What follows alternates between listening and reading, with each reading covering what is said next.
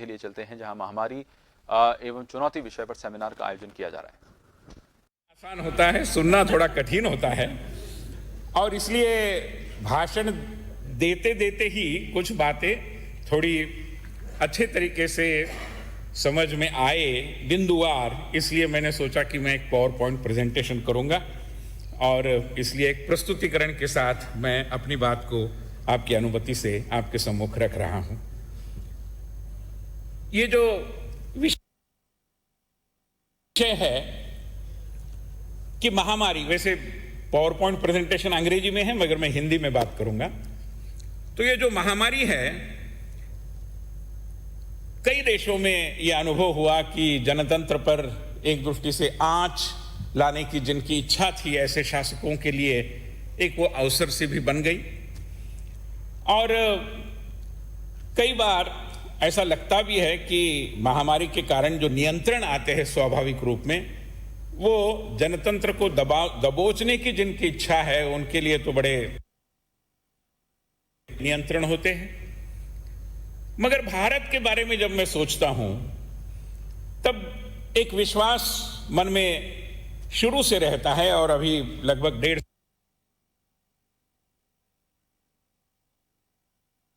साल हो गया महामारी के अनुभव हम सभी ने किया है।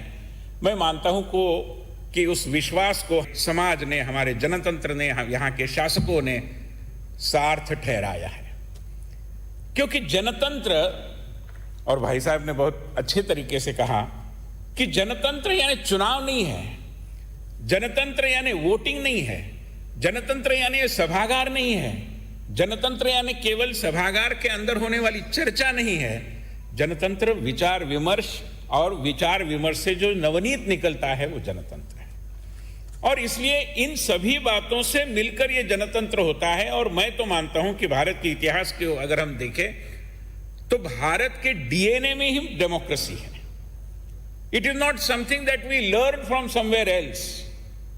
लोग कहते कि हमारा देश जनतंत्र की जननी है, चाहे जो कहे, मगर मैं कहना चाहता हूं कि हमारे देश के खून में जनतंत्र इसलिए है क्योंकि यह देश प्राचीन काल से एक आध्यात्मिक जनतंत्र रहा है।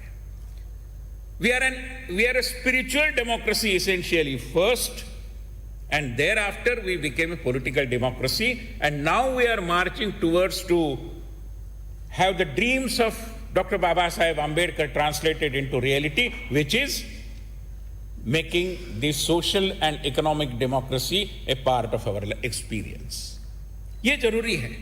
मैं राज्यसभा का सदस्य हूं। जिस दरवाजे से हम सदन में जाते हैं उसके ऊपर लिखा है एकम सत विप्रा बहुधा वदंती। ये हमारे जनतंत्र की नींव है। हमने कभी भी किसी भी तरीके से विचारों, मतों, आस्थाओं, बिलीफ सिस्टम्स, इसकी मोनोपोली मानी नहीं। हमने कभी ये नहीं कहा कि इसी रास्ते से जाओगे तो ईश्वर की आराधना कर पाओगे। हमने कभी नहीं कहा। Theocracy was never a part of our political thought. और इसलिए ऐसे देश में जनतांत्रिक पद्धति से सारा संचालन, शासन का होना यह बड़ा स्वाभाविक था। जो हमारे राजा महाराजा थे वो क्या थे? वो राजा महाराजा हो गए, मगर जनता के मत के प्रति, जनता के विचारों के प्रति वो सदैव सजग थे।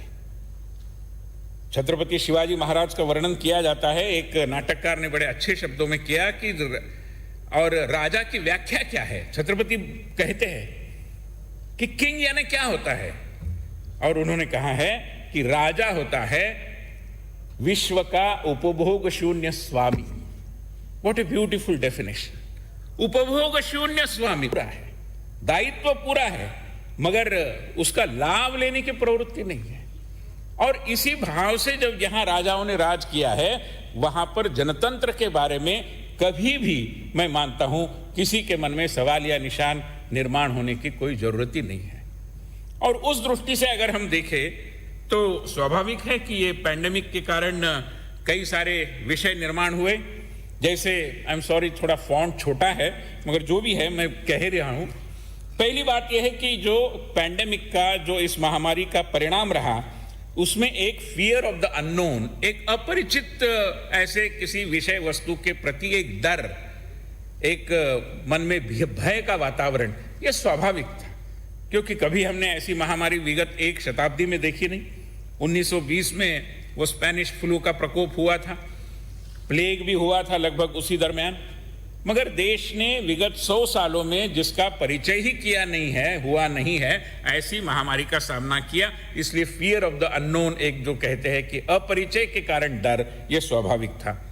दूसरा था एक कॉन्सेंट्रेशन ऑफ पावर के लिए एक अवसर, यह स्वाभाविक था, क्योंकि निर्णय सारे केंद्र ने करने थे, पैंडेमिक एक्ट के तहत करने थे, और केंद्र के साथ साथ राज्यों को भी। अगर आप पैंडेमिक एक्ट को देखेंगे और आज के हमारे, क्योंकि हमारा जो महामारी को नियंत्रित करने का कानून है वो पिछली शताब्दी का है, स्वाधीनता के पहले का है, मगर महामारी के बाद आज के हमारे संवैधानिक ढांचे को अगर हम देखते हैं तो हम सबको ये पता चलता है कि आज की तारीख में हमारे यहाँ जो भी इस विषय में कार्य का विभाजन है, पब्लिक हेल्थ,